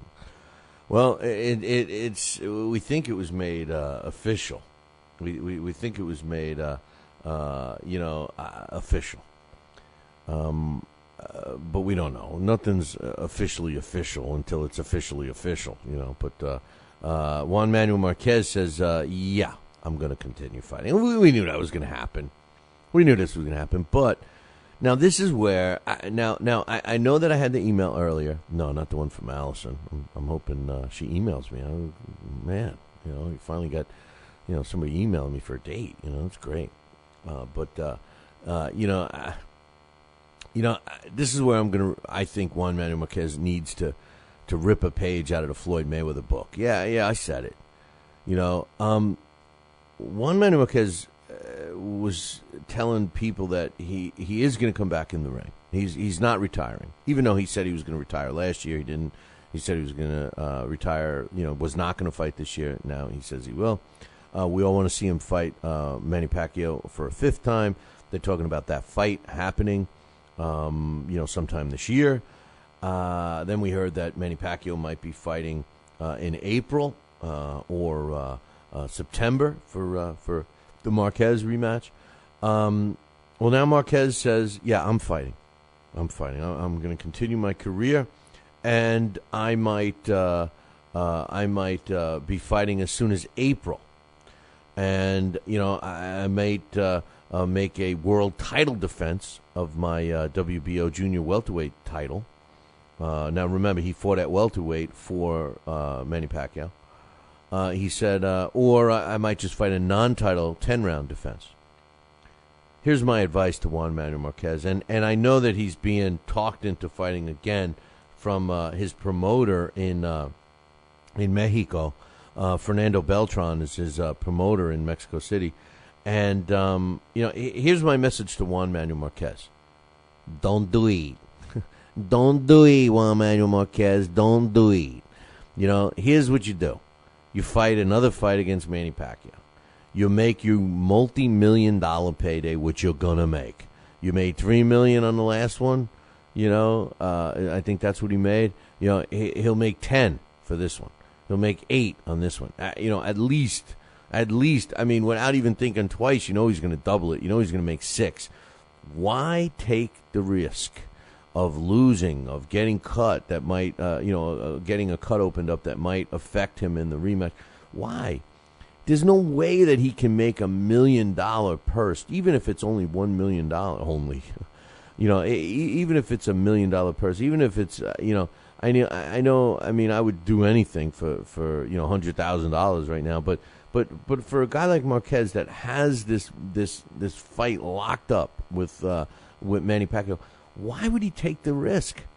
Why wouldn't he pull a Floyd Mayweather? I mean, in this case, you know, does he have to prove anything to us? He didn't have to fight Manny Pacquiao for the 4th time, and he's a Hall of Famer. There's nothing left for him to prove. His legacy, they will remember these fights with Manny Pacquiao. There's no reason for him to fight in April. Now, if he feels that this is a way to keep himself sharp and everything else, okay. Well, you know what? Do some closed-door, serious sparring sessions. You know, there's no reason for him to get in the ring in a real fight without headgear and all of that and run the risk of any freak action happening. Listen, here's a guy. Let's say he fights a 10-round non-title fight, a stay-busy fight, all right? Let's say in that fight he's fighting a nobody, tomato can, whatever, and the guy cuts him. Hits him with an unintentional headbutt, opens up a cut that doesn't heal right. Now he's got to deal with that cut and the fear of that cut opening up when he fights Manny Pacquiao in the fall, right? Or worse, what happens if he's in the fight with the tomato can, the tune-up fight? He's making no money, and he's throws a couple of punches or whatever and starts circling around and twists his ankle. or twists his knee or injures his knee or ankle or something to do with his legs. And, it's one of those injuries. Now, if you follow other sports, you'll see that a lot of times a professional athlete will say, "Oh, I pulled a hamstring." I'll never forget Emmitt Smith. Emmitt Smith for the Dallas Cowboys. He ripped a hamstring one week, with this long run, and they literally carried him off the field. He's playing the next week. They shot him up with something so he didn't feel it. Now, when it comes to hamstrings, I know what it's like to rip a hamstring because I did. And when I tell you that if I took, if I ran right now, if I went outside and ran, if I ran a sprint or something like that, my hamstring that I ripped, and this was as an adult. I ripped it as an adult. It wasn't like an old high school football injury or something like that. And I wasn't even running. I had a football team I coached, and I was showing them how I wanted this play to be carried out. And I was playing the quarterback role, and the quarterback kind of had to roll to his right a little bit. And then as I was rolling to my right to show them how I wanted it done, I ripped my hamstring. I felt the meat, so to speak, the muscle separate from the bone. And I was just doing that. It took me years, literally 2 years, before I was able to jog again, run again, or whatever. And like I said, if I ran outside right now, I would feel it in that hamstring. And this happened 15 years ago, 20, maybe even 20 years ago now, And these guys, these athletes are able to play the next weekend and ripping their hamstring worse than me. So what does all that mean? Well, if Juan Manuel Marquez injures himself now, he could lose the opportunity to make that $5, $6, $8, $10 million payday that he's going to get against Manny Pacquiao for the 5th fight. Stupid business decision on Juan Manuel Marquez's point. On his part to listen to anybody that's advising him to fight in April. In this case, you got to side with Floyd Mayweather mentality. You have to. And if Juan Manuel Marquez comes out for a stay busy fight, listen, he doesn't have to fight in Mexico City for his fans. If this is what he's trying to do, if he's trying to say goodbye to his fans because he knows that his last fight of his career is going to take place against Manny Pacquiao, and it's most likely going to be in Las Vegas, then, shame on him. You know what I mean? But anyway, I think it's, I think it's crazy. Coach K is saying, remember, protect yourself at all times. Yeah, well, I mean, he's talking about something else. Yeah. But Chatty's saying he tore his ACL, and he said it felt like a big rubber band snapping. Yeah, I know, and it's crazy. It's crazy, and we'll see what happens with that. But anyway, Golden Boy, earlier in the week, or was it this week? I guess it was last week. Rumor had it. Well, it wasn't a rumor that Saul Alvarez and his team Canelo, gave an ultimatum to Golden Boy, and I felt that was stabbing Golden Boy in the back. Golden Boy did a lot for Canelo Alvarez. I don't care what Canelo thinks, because when these kids and their kids, when they make the money that Canelo's making and everything else, it's very hard to not start believing your own press clippings. I mean, our very own Dax Khan, Dax Khan is a regular guy, normal guy and all this stuff. And next thing you know, he starts, getting a name, people start knowing who he is. All of a sudden, Dax Khan thinks who the hell he is all of a sudden. It's like, hey, I'm Dax Khan. I'm Dax Khan. I'm the man. I'm only kidding with Dax. He's in the chat room right now. But my point is that these fighters all start to believe their own press clippings. And it's dangerous for them to do so. And, Canelo needs to, Canelo needs to understand that Golden Boy put him where he is today. I don't care that he's popular in Mexico. He would not be as popular as he is today without Golden Boy. Well, with all that said, I guess they made nice, and they've made a deal. They made a deal. Golden Boy and Canelo Promotions, which we're just going to refer to them as CP, they formed an alliance. Now, whether this is ensuring that Canelo isn't going to jump ship and do his own thing without Golden Boy or what, it was announced yesterday that they made it some type of an alliance between the two promotional companies. And between the two, they're going to be bringing 17. I hope this isn't a misprint, but that's a lot of boxing events. 17 that's going to be taking place this year. And they're going to be all on television on the Mexican TV network, Televisa, and Fox Deportes, all during this year, which is pretty big, man. I think that's really big. We'll see what happens. They also said that he is going to be fighting on the May card, on the undercard, and he will be fighting again in September.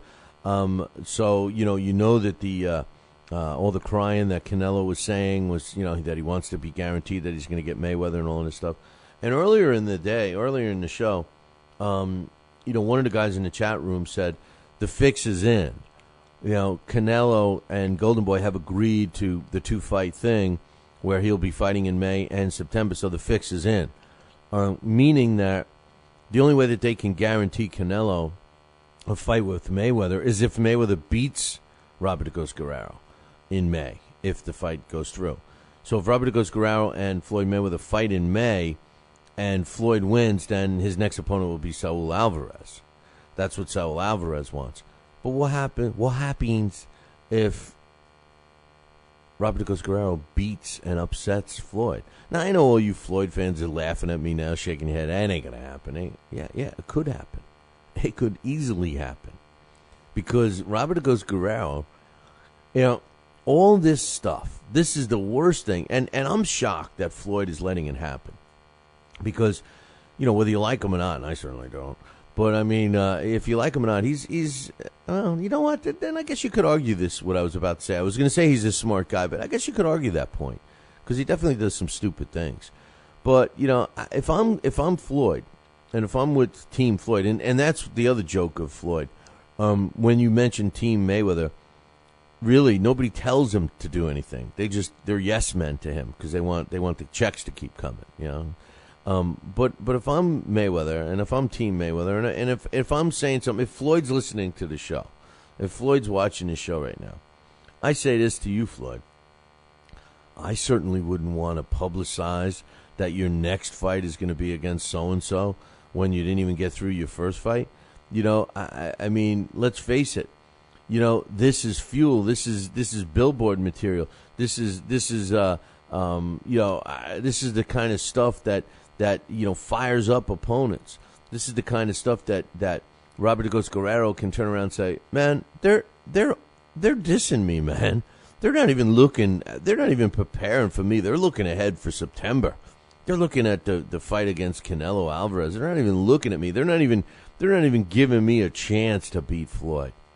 And every time we've done that to Robert Agos Guerrero, he's come back and showed us that this is not a guy you want to take lightly. His heart and determination and all that stuff is pretty. It's a pretty tough nut to crack. It really is. But anyway, Gutnick, the light heavyweight European champion Edward Gutnick is 24 wins and a loss. He's got 9 knockouts. They scheduled a fight for February 2nd, but here's the problem. It's against a guy that has continuously backed out of fights. Jürgen Brähmer is once again scheduled to fight, and we'll see if he sticks with it. It's February 2nd, and it's going to be, Gutnick's European title is going to be on the line. And I guess the winner of this is not only the EBU belt, but also will be the mandatory challenger for Nathan Cleverly's next fight. All these fights that they want for Nathan Cleverly, do you find it kind of odd that all of a sudden the WBO is like putting all the pressure on Cleverly to fight these other fighters as mandatories. Nathan Cleverly was a guy that we all wanted to see fight, right? Wasn't it close? Weren't we real close to seeing Cleverly fight, somebody like Tavorius Cloud or Bernard Hopkins or somebody, even a Bebot Shumanov? I thought we were real close to seeing that. A lot of the Brits feel that Nathan Cleverly is overrated. And then now all of a sudden we have Nathan Cleverly being forced, to in his fight with his next fight who's he forced to fight in that one? That one was Robin Krasnicki. Come on, all of a sudden he has to fight Krasnicki, and then now they're lining him up with the winner of a Edward Gutnick and Jürgen Brähmer fight. I mean, no disrespect to those two fighters, but I mean, wouldn't you rather see Nathan Cleverly fight, a relevant light heavyweight? I'm not saying Gutnick isn't, because we have him ranked at number 12, and I'm not saying Jürgen Brähmer isn't, because we got him ranked in the top 20. But I certainly would rather see him fight a significant fighter, another top 10 fighter. Chad Dawson, Jean Pascal, Tavorius Cloud, Campilio, Zerl Ordai, Bebot Shumanov, Adrian Dakanu, and Karo Murat, and also B-Hop. They're all in our top 10. Why not fight one of those guys? But anyway, we'll have to wait and see February 2nd. January 26th, I guess that's next week. Jorge Paez Jr., he's in the welterweight division, 33 wins, 4 losses, and a draw. He's going to be taking on Francisco Fuentes, who's 16-3 with 13 knockouts, January 26th in Mexico. Hopefully Paez Jr. will get a world title shot should he become victorious, should he come out victorious against Fuentes on January 26th. The co-main event is Felipe Orcuta, who's 26-1, and he's going to be taking on Fernando Lumacad in the super flyweight division. Lumacad is 27-5 with 3 draws, and 12 of his W's come by knockout. That's going to be next week on January 26th. So that's not a bad fight. Couple of fights that we may be looking at on our challenge. And speaking of our challenge, this week we got a couple of decent fights so far, and I haven't put together the whole list yet. But right now, it's going to be hard to do it. But I've tried this in the past with the prize fighter, to try and have people pick the winner. Which I'm not going to do this time because it's pretty hard to do, and it's not fair to just basically lay a loss on everybody. But then again, who knows? I like the prize fighter, and it is going to be easier for people to watch here in the States on this one. So you never know. The prize fighter tournament might be on. But the fights that are definitely on is Orlando Salido against Mikey Garcia. That's this weekend. Triple G is against Gabe Rosado. That's on this weekend. And Rocky Martinez against Juan Carlos Burgos, all on this weekend on HBO.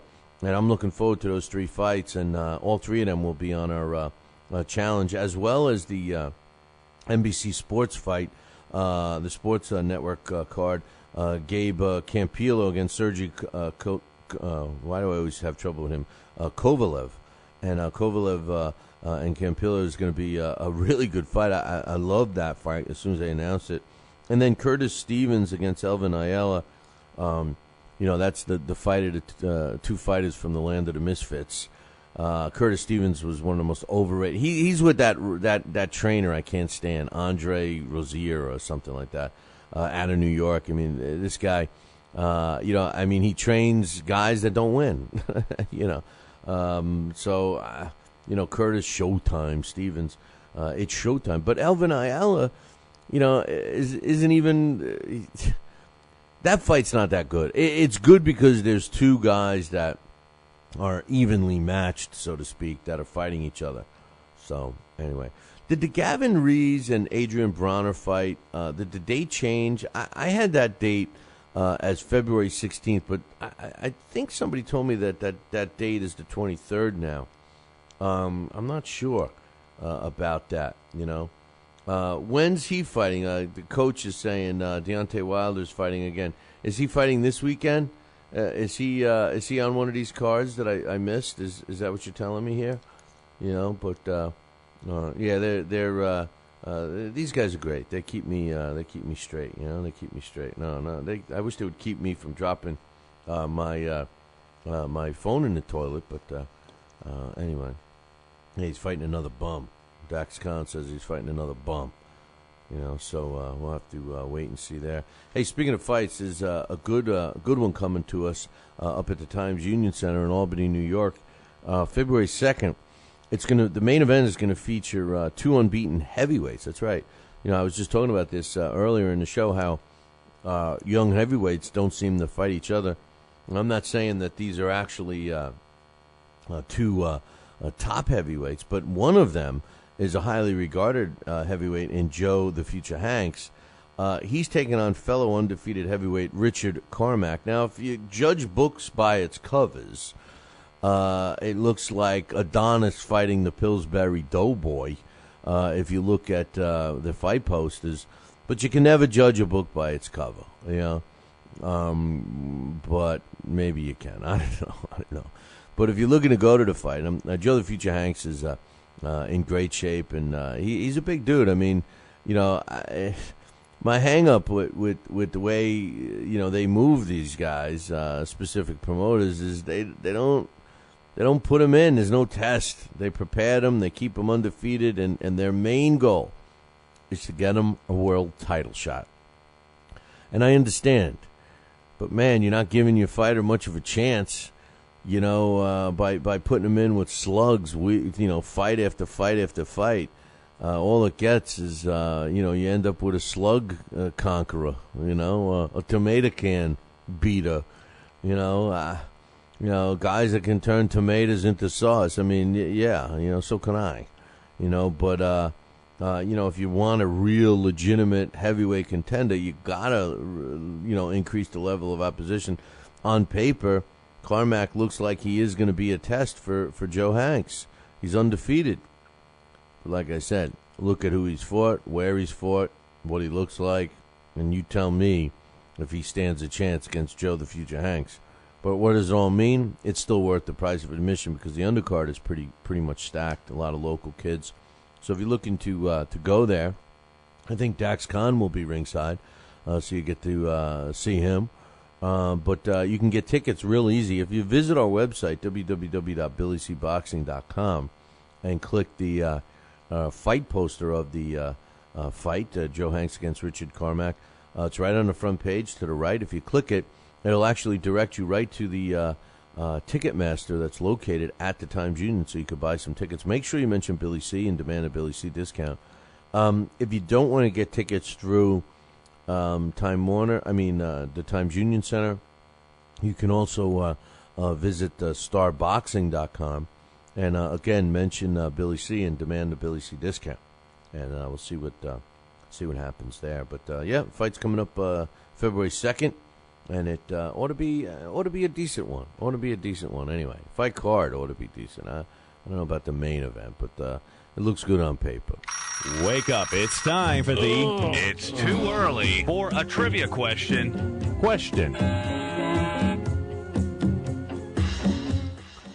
All right, now listen, man. Before I get into the question, first and foremost, today's It's Too Early for a Trivia question is being brought to us by Gleason's Gym in Brooklyn, New York. Give it up for Gleason's.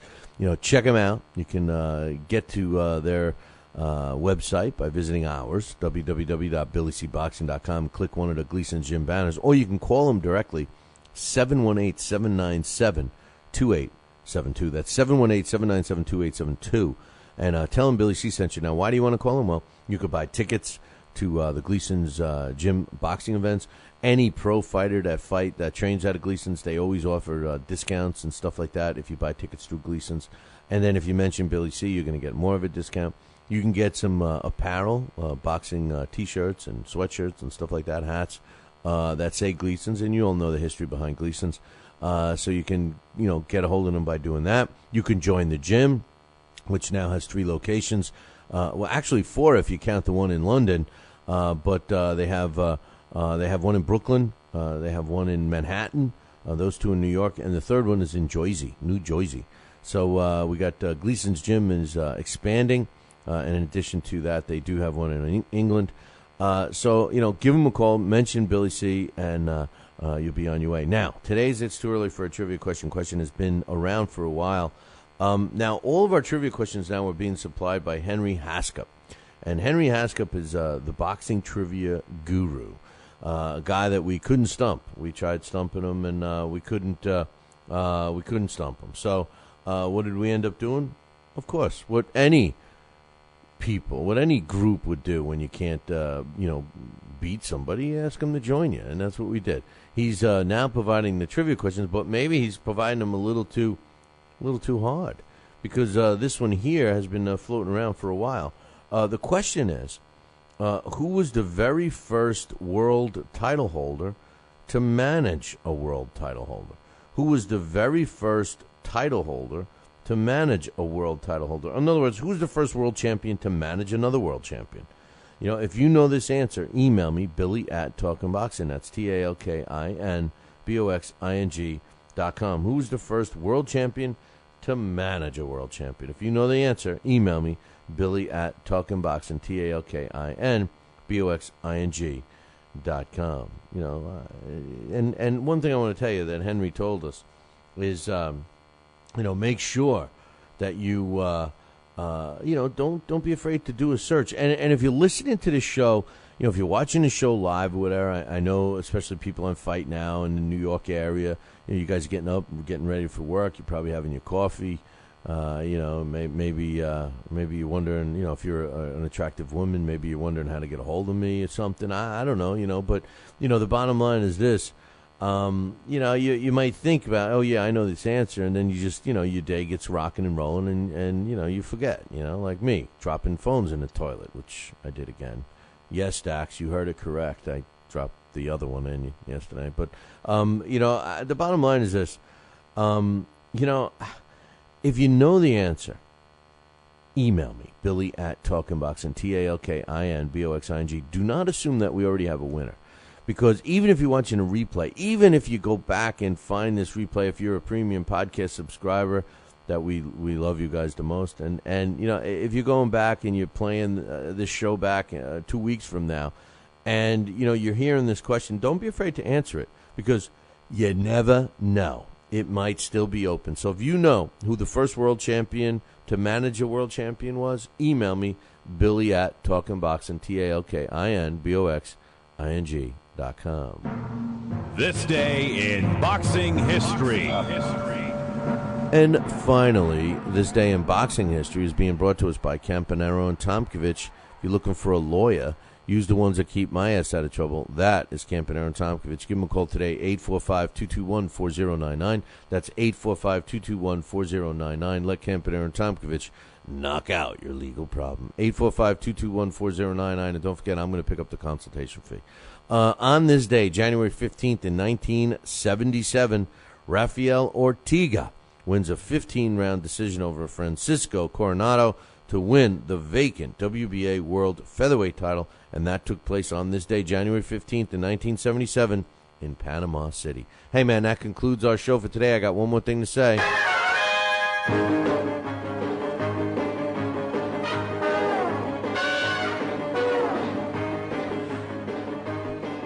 Make sure you tune in tomorrow morning, same bat time, same bat channel. There's only one channel, the Fight Now channel. Call your local television provider and tell them you want the Fight Now channel added to your sports channel lineup. It's that simple. Pick up the phone and call for all the information about the channel. You can find it on the website, www.fightnow.com. See you all tomorrow. Ciao, baby.